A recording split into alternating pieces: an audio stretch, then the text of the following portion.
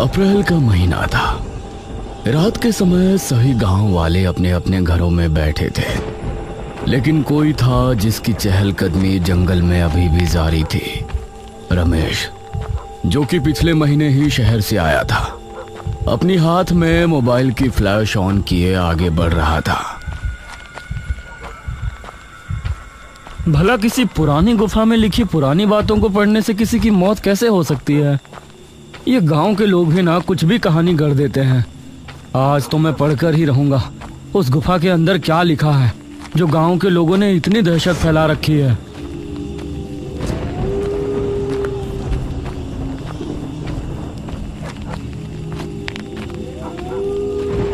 कुछ कदम चलने के बाद गुफा उसके सामने थी।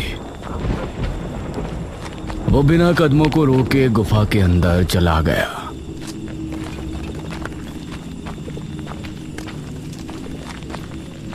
गुफा तो नॉर्मल ही लग रही है। वो बड़ी आराम से इधर उधर देखता हुआ आगे बढ़ रहा था।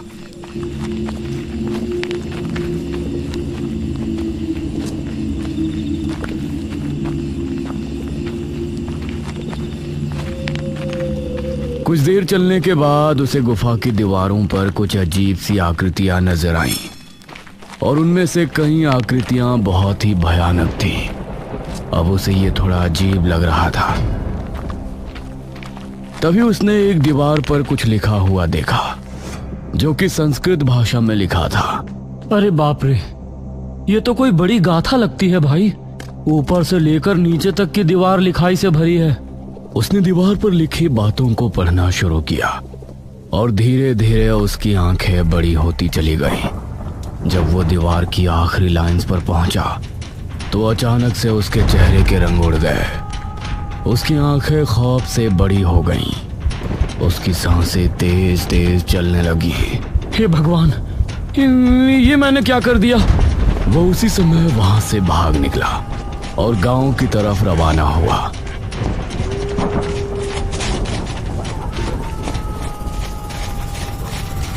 कुछ ही देर में वो गांव पहुंच गया और सीधा अपने घर में आकर रुका।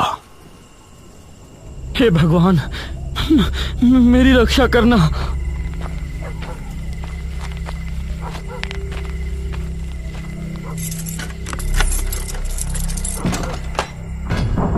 वो बेड पर पहुंचा और चादर में घुस गया। उसे बहुत तेज बुखार भी आ गया था। शरीर में अजीब सी कपकपी बंधी थी। तभी उसे उसके दरवाजे के खुलने की आवाज आई।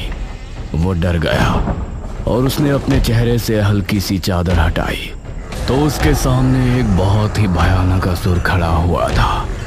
उसे देखकर उसकी आंखों में खौफ उतर आया।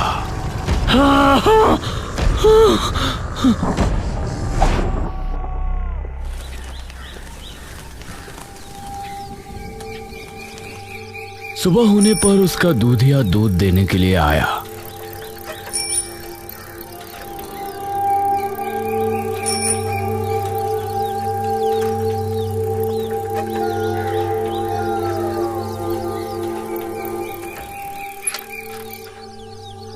अरे रमेश बाबू, दूध ले लीजिए, कहाँ छिपे बैठे हैं?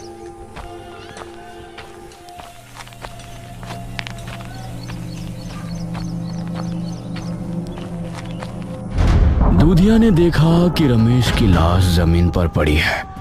उसकी आंखें खुली थीं, जिनमें छाया खौफ देखकर यह समझ आ रहा था कि उसने मरने से पहले कोई बहुत भयानक चीज देखी है। कुछ दिन बाद गांव में एक टांगा आया।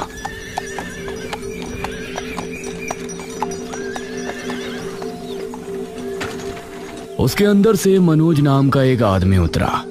टांगे वाले ने उसके 2 बड़े बड़े बैग भी टांगे से उतारे। शुक्रिया भाई। तभी मुखिया भी अपने एक आदमी के साथ वहां आया।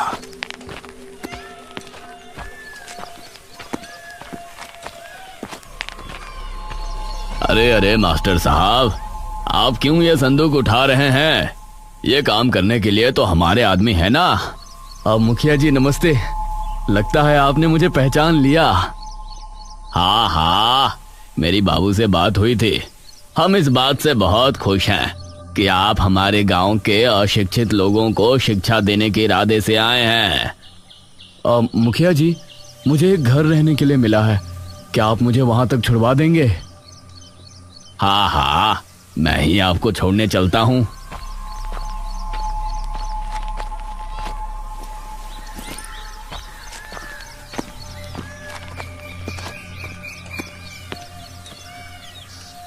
मनोज मुखिया की गाड़ी में बैठा और गाड़ी आगे बढ़ने लगी। वैसे वो घर बसावट से काफी दूर है। कुछ देर की यात्रा के बाद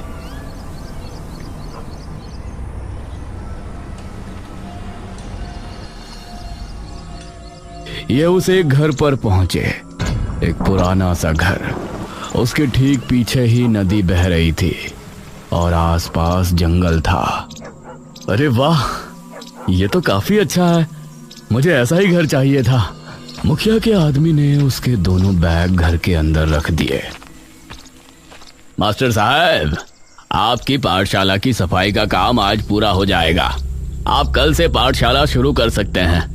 और शुक्रिया मुखिया जी। मुखिया उसे छोड़कर वहां से चला गया।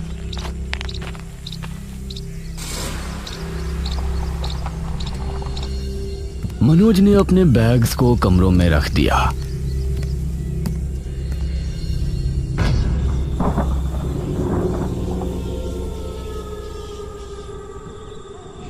रात हो चली थी और उसे काफी ठंड लग रही थी। हे भगवान, यहां इतनी ठंड क्यों लग रही है?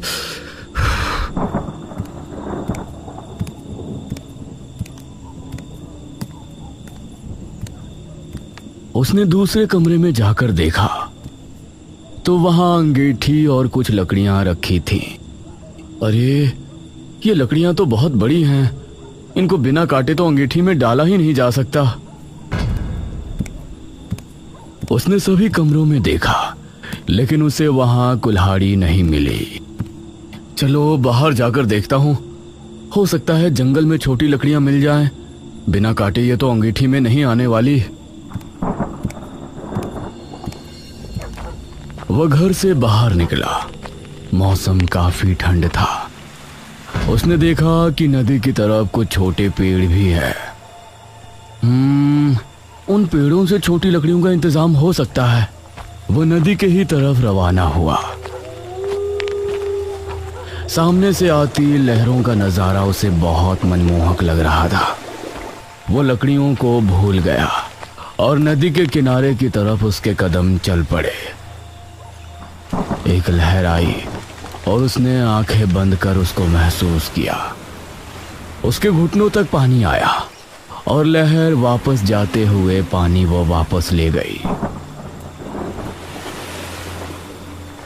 वाह, कितना खूबसूरत मंजर है ये। तभी उसे उसके पैर के पास कुछ महसूस हुआ। उसने देखा कि मिट्टी में कुछ है। उसने मिट्टी हटाकर देखी तो वो हैरान रह गया। उसके पैरों में एक कुल्हाड़ी पड़ी थी। अरे भाई, ये क्या? कुल्हाड़ी? हाँ, यहां तो आसपास कोई है भी नहीं। फिर किसने मेरी इतनी फिक्र की? उसके चेहरे पर मुस्कान छलक आई। मुझे इसी की जरूरत थी। भगवान ने समुद्र के जरिए मदद की है। Thank you God. उसने कुल्हाड़ी उठाई और वापस घर में पहुंचा। कुल्हाड़ी की मदद से उसने लकड़ियां काटी और फिर अंगीठी में डालकर आग लगाई। वाह, अब थोड़ी राहत मिली। उसने अंगीठी पलंग के पास रखी और फिर सुकून की नींद सो गया।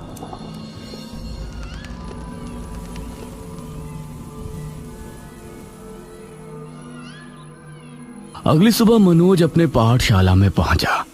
पहले दिन से ही वहां गांव के कई लोग शिक्षा लेने पहुंचे। मास्टर जी, ये नटूरे का क्या मतलब होता है? ये सुनकर मनोज मुस्कुराया।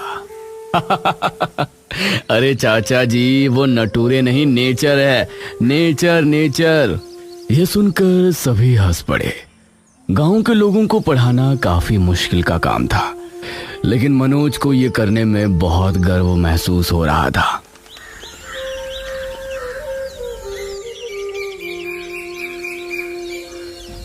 दोपहर होने पर मनोज पाठशाला को ताला लगाया और फिर मुखिया उसे गांव घुमाने जगह जगह ले गया।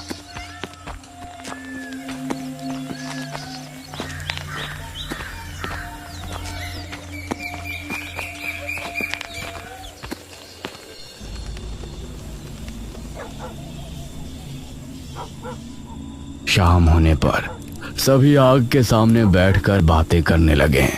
मुखिया जी, जब से यहाँ आया हूँ गांव की गुफा के बारे में कुछ न कुछ अलग बात सुनी है। उस गुफा की असली कहानी क्या है? अरे वो गुफा बहुत ही विचित्र है। गुफा के अंदर जाना तो साधारण बात है, लेकिन उसके अंदर दीवारों पर संस्कृत भाषा में बहुत लंबी लंबी बातें लिखी हैं। अब वो कोई कहानी है या कुछ और है ये नहीं पता, लेकिन जिसने भी उन दीवारों पर लिखी पंक्तियों को पढ़ा है उसकी रहस्यमयी तरह से 3 दिन के अंदर मौत हो जाती है। हे भगवान, ये तो बहुत अजीब बात है मुखिया जी। शुक्र है मुझे संस्कृत पढ़ना नहीं आता। मनोज को इस बात पर भरोसा नहीं था, क्योंकि वो एक पढ़ा लिखा व्यक्ति था। अब चलिए मुखिया जी, अब आपसे कल मिलता हूँ।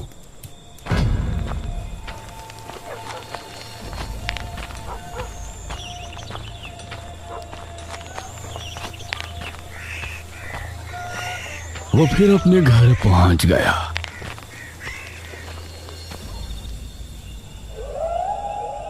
लेकिन बिरजू अभी भी गुफा के बारे में ही सोच रहा था। उसके कदम उसे गुफा के पास खींच ले गए। मैंने झूठ बोला था कि मुझे संस्कृत नहीं आती। अब तो मेरी उन पंक्तियों को पढ़ने की जिज्ञासा और बढ़ गई है। भला दीवारों पर लिखी बातों को पढ़ने से कोई मर सकता है? वो गुफा के अंदर चला गया।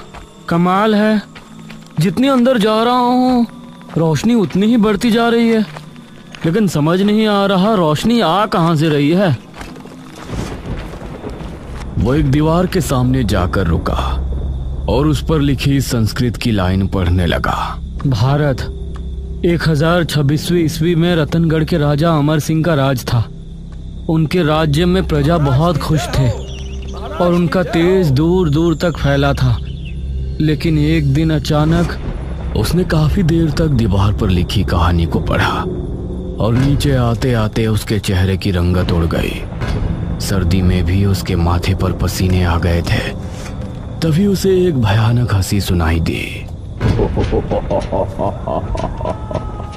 उसकी हालत खराब हो गई और वो जल्दी से गुफा से बाहर भागा। वो गांव की तरफ निकल गया और कुएं पर जाकर रुका।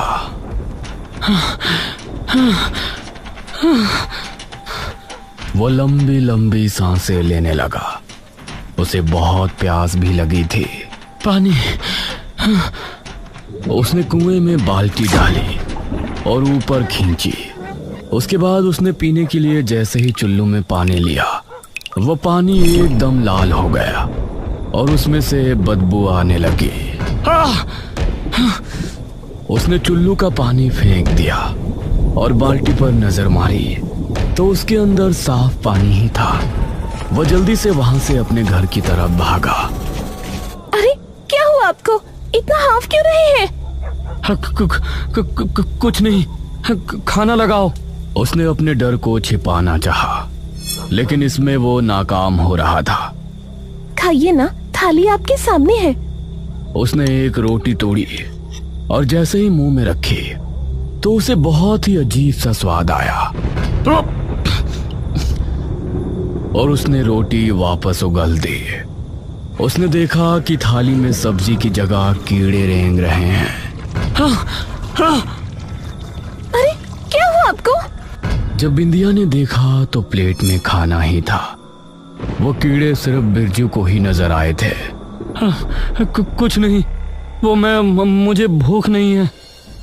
वो बिस्तर में गया और बुरी तरह से कांपने लगा। उसकी बीवी बिंदिया को उसकी बहुत चिंता होने लगी। अगले दिन सुबह 7 बजे मनोज की आंख खुली उसने उठते ही खिड़की से नदी का नजारा देखा। वाह, कितना खूबसूरत नजारा है।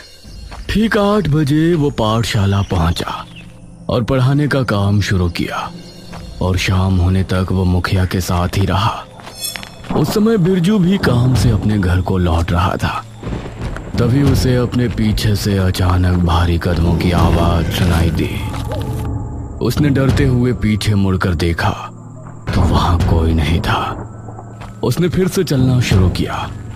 वो फिर से कदमों की आवाजें उसे सुनाई देने लगी, लेकिन अब उसने रुकना ठीक नहीं समझा और अपने घर पहुंचा। बिंदिया घर के अंदर नहीं थी। बिरजू ने मटके से लेकर पानी पिया।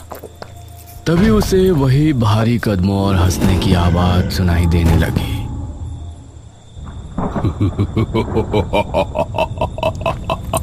उसने देखा कि ये आवाज उसे स्नान गृह से आ रही थी। वो धीरे धीरे उसकी तरफ बढ़ने लगा। बिंदिया, क्या तुम हो? तभी दरवाजा हल्के से खुला और एक भयानक हाथ दरवाजे पर आया। उसे देखकर वो डर गया और उसने अपने कदमों को पीछे लिया। तभी घर की सारी लाइट बंद हो गई और उसे अंधेरे में 2 लाल चमकती आंखें दिखाई दी। उसकी चीख सुनकर आसपास मौजूद सभी लोग उसके घर की तरफ भागे। बिंदिया भी पड़ोस के ही घर में थी। वो भी वहां से निकलकर भागी। वहां जाने पर बिरजू की लाश पड़ी मिली। उसकी गर्दन पूरी पीछे तक घूमी हुई थी। मनोज भी बिरजू की लाश देखते हुए बहुत हैरान था। जरूर ये गुफा के अंदर ही गया होगा। लेकिन इसने तो कहा था कि इसे संस्कृत पढ़ना नहीं आता। मनोज को यही लग रहा था कि उसका किसी ने खून किया है और गुफा वाली बात के सिर्फ आड़ ली जा रही है। कुछ देर बाद मनोज वापस अपने घर पहुंचा। आज तो चाय पहले ही पी लेता हूं, बहुत थकान हो रही है।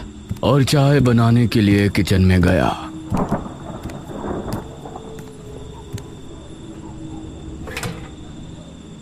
तो पतीला खाली था। अरे यार, दूध वाला तो सुबह आएगा, अब चाय कहां से पीऊंगा। तभी उसने किचन के खिड़की से देखा कि नदी के किनारे एक गाय खड़ी है। Oh my God! वह घर से बाहर नदी किनारे पहुंचा तो गाय अभी भी वहां खड़ी थी। कल रात जब मुझे कुल्हाड़ी की जरूरत थी तो कुल्हाड़ी नदी के किनारे आ गई, और जब अब मुझे दूध की जरूरत थी तो गाय आ गई। ये क्या हो रहा है? उसके मन में असमंजस ने जन्म ले लिया था कि नदी किनारे उसे कौन मदद भेज रहा है। और दूसरी बात ये थी कि गुफा के बारे में गांव के लोग जो फैला रहे हैं, क्या वो सच है? ना जाने क्यों वो उसी समय गुफा की तरफ निकल गया। गुफा के अंदर पहुंचकर उसने दीवार पर लिखी बातों को पढ़ना शुरू किया, क्योंकि उसको संस्कृत आती थी। भारत 1026वीं ईस्वी में रतनगढ़ में राजा अमर सिंह का राज था। उनके राज्य में प्रजा बहुत खुश थी और उनका तेज दूर दूर तक फैला था। लेकिन एक दिन अचानक, महाराज, बहुत बुरी खबर है। राज्य में हाहाकार मचा हुआ है। आम जन की मृत्यु हो रही है। लोगों का कहना है कि रात के समय कोई दानव आता है, उनकी जान लेकर चला जाता है। उसे देखने वाले कुछ ही लोग जिंदा हैं और अब तक उसने कई लोगों की जानें ली हैं। अगर वो कोई दानव है तो शीघ्र ही तांत्रिक तारानाथ को बुलाया जाए। अब वही है जो हमें उस दानव से युद्ध करने का तरीका बता सकते हैं। तांत्रिक तारानाथ को बुलाया गया। महाराज, कोई भी दानव भला क्यों हमारे ही राज्य में आकर हाहाकार मचाएगा? हमें नहीं लगता कि यह कोई आम दानव है। महाराज, उस दानव ने जहां आखिरी हमला किया था वहां से हमें कुछ मिला है। क्या मिला है? उसे सामने लाइए मंत्री जी। मंत्री ने ताली बजाई और एक दरबार एक थाली लेकर आया।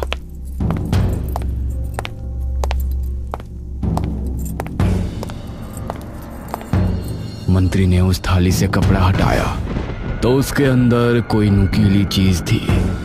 उसे देखते ही तारानाथ के माथे पर लकीरें उभर आईं। क्या हुआ बाबा? तारानाथ ने अपने झोले से कुछ चावल निकाले और उन पर कोई मंत्र पढ़कर उस नुकीली चीज पर डाले।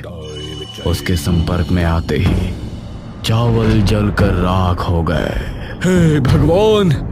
महाराज, वो कोई दानव नहीं बल्कि असुर है। यह उसी असुर का नाखून है। असुर? हाँ, आपके पड़ोसी दुश्मन राज्य ने हमारे राज्य को खत्म करने के लिए इस असुर को आवाहन करके यहाँ भेजा है। तांत्रिक तारानाथ, अब हम इस असुर को कैसे वध कर सकते हैं? ये कोई आम दानव नहीं, असुर है महाराज। हमारी मृत्यु ही इस असुर का अंत है। यह सुनकर सभी हैरान रह गए। हमें एक महायज्ञ करना होगा और अपने शरीर को त्याग करना होगा। हमारी हड्डियों के बने वज्र से ही उसकी मृत्यु संभव है। बाबा, क्या और रास्ता नहीं है? नहीं महाराज, हमें हमारी मृत्यु का कोई दुख नहीं है। आपकी रक्षा करते हुए हमारी मृत्यु हो जाए तो इससे अच्छी मृत्यु और क्या होगी। तारानाथ एक गुफा में जाकर यज्ञ में बैठे और 2 दिनों के बाद जब महाराज अमर वहां पहुंचे तो वहां तारानाथ नहीं थे। उनकी हड्डियों का एक वज्र रखा हुआ था। आपका बलिदान सदैव अमर रहेगा।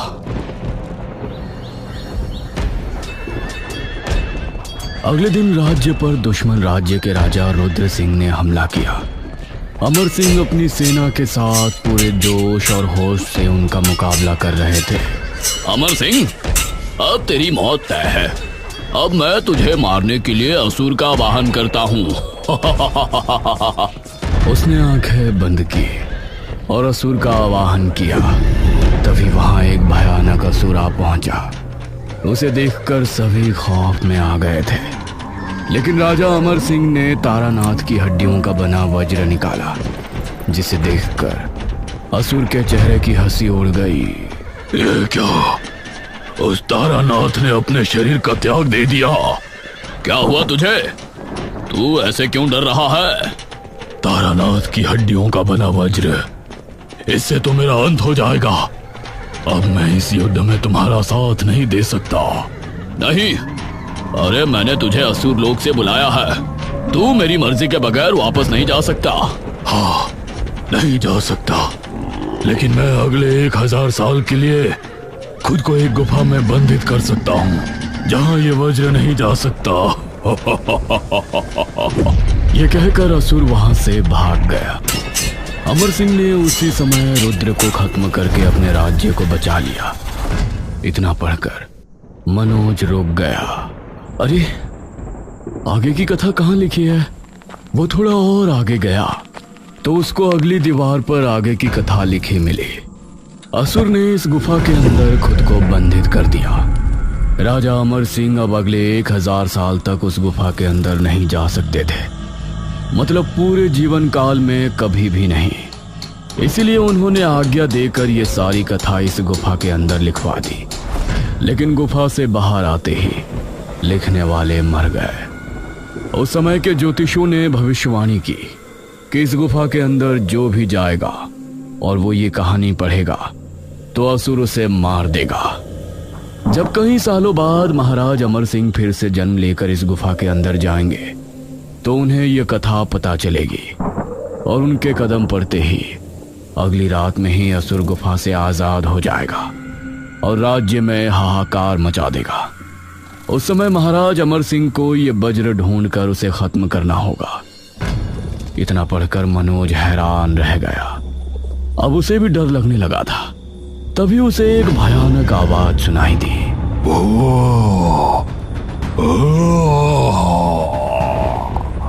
यह आवाज सुनकर मनोज बुरी तरह से डर गया और वहां से भाग निकला। उसे अपने पीछे किसी के आने का अंदेशा हो रहा था। वो बिना पीछे देखे भागता रहा और सीधा अपने घर आकर उसने सांस ली। हे भगवान, मेरी रक्षा करना। मनोज बहुत डरा हुआ था। अब वो उस नदी के बारे में सोचना भी भूल गया था। उसी रात गांव का एक लड़का रौनक छत पर सो रहा था। तभी उसे भयानक सांसों की आवाज आने लगी। उसने उठकर जैसे ही देखा तो उसके सामने एक बहुत ही भयानक असुर खड़ा हुआ था। असुर की पकड़ से वो खुद को छुड़ा ना सका। अगले ही पल चारों ओर सन्नाटा छा गया।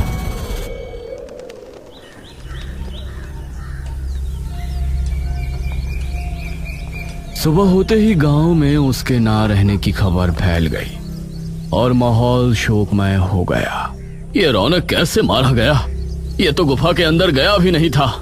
मुखिया जी, ये तो बहुत बुरा हुआ। गुफा में तो मैं गया था, फिर ये क्यों मारा गया? धीरे धीरे 3 दिन गुजर गए। असुर ने इन दिनों में कई नौजवान लड़कों को गायब कर दिया। अब मुझे कोई नहीं मार सकता, मैं आजाद हो चुका हूँ। गांव में एक सभा बैठाई गई। पहले तो सिर्फ गुफा में जाने वाला इंसान ही मारा जाता था, लेकिन अब तो बिना गुफा में जाए जो भी लड़का 18 वर्ष हो रहा है उसी का अंत हो रहा है। इसे कैसे रोके मुखिया जी? मनोज मन ही मन अपने बारे में सोच रहा था। मैं गुफा में गया था, मुझे तो कुछ भी नजर नहीं आया, ना ही मेरे साथ कुछ हो रहा है। 3 दिन के बाद भी मैं जिंदा कैसे हूं?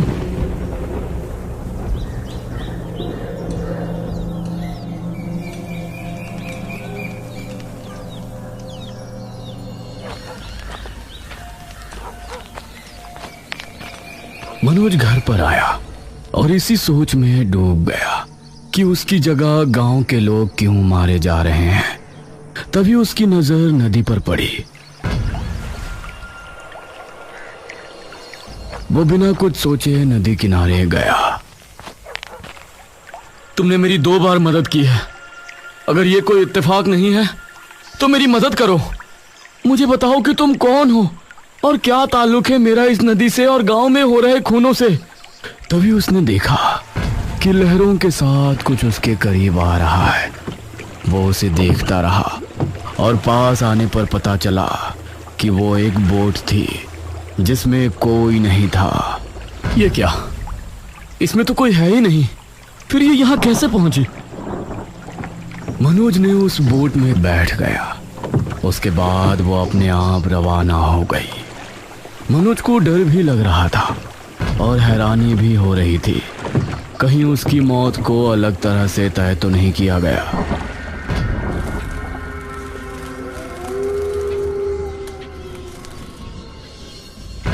वो बोट एक किनारे पर जा लगी जहां सामने ही एक पुराना किला नजर आ रहा था। एक किला इस टापू पर? मनोज बोट से उतर किले के अंदर गया। वहां दीवारों पर मशालें जली हुई थी। आ जाइए महाराज। ये सुनकर मनोज ने सामने देखा तो उसे वही तांत्रिक तारानाथ नजर आया। कौन हो तुम? मुझे महाराज क्यों कह रहे हो? मैं तांत्रिक तारानाथ। इस जन्म में आप भले ही मनोज हैं, लेकिन पिछले जन्म में आप हमारे महाराज अमर सिंह थे। ये सुनकर मनोज हैरान रह गया। तुम अगर तारानाथ हो तो तुम तो मर गए थे। आपके सामने मेरी आत्मा है महाराज। इसका मतलब है कि मैं ही राजा अमर सिंह हूँ, इसीलिए मेरी मौत नहीं हुई। जी महाराज, जैसा कि आपने पढ़ लिया होगा कि आपके कदम गुफा में पड़ने के बाद असुर गुफा से आजाद हो जाएगा, तो वो आजाद हो चुका है। हे भगवान, मतलब जितने भी गांव के लोग मारे जा रहे हैं उनका जिम्मेदार मैं हूं? ऐसा ना सोचे महाराज, आप बस उस असुर का अंत कर दें।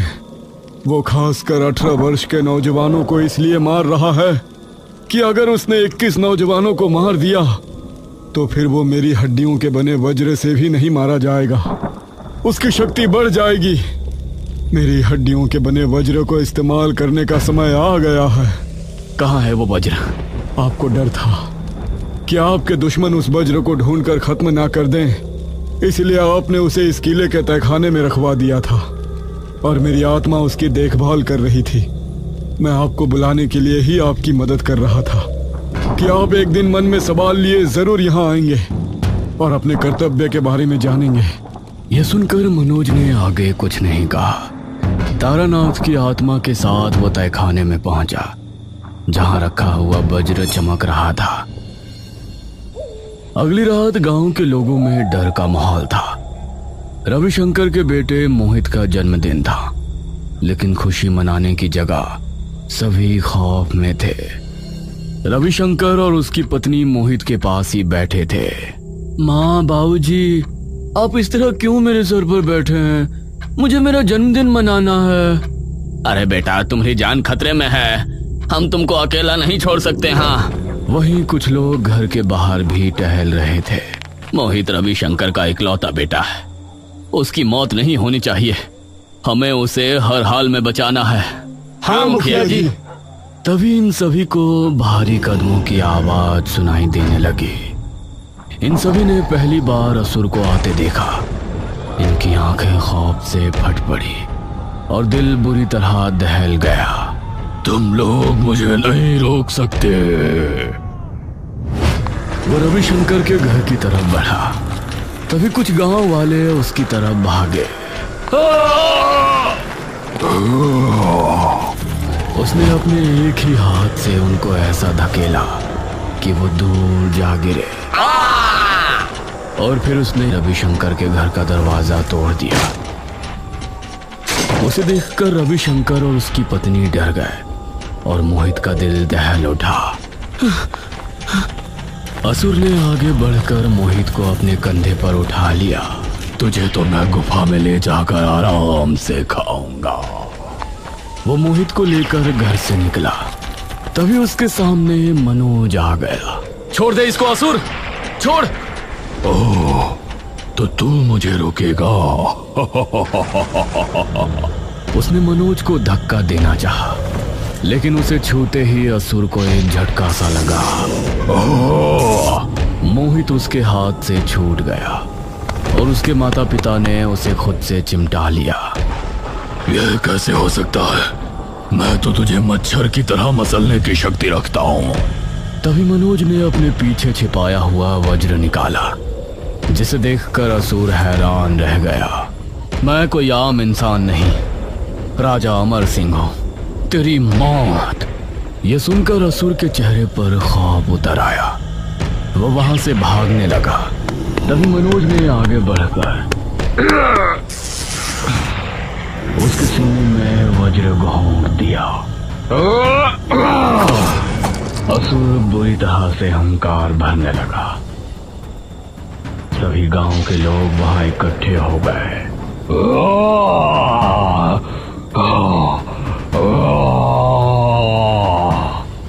एक तेज चीख के साथ वो खत्म हो गया और राख बनकर ढेर हो गया। मास्टर साहब, आप ही हमारे पूर्व काल महाराज थे। जी, वो तो पिछले जन्म की बात है। मैं अब सिर्फ आपका मास्टर साहब ही हूँ। मोहित के माता पिता ने मनोज का धन्यवाद किया और सभी ने उसकी हिम्मत की सराहना की। मनोज को अब बहुत अच्छा लग रहा था, क्योंकि उसने गुफा के खौफ को हमेशा के लिए खत्म कर दिया था और असुर के साथ बुराई का वध कर दिया था।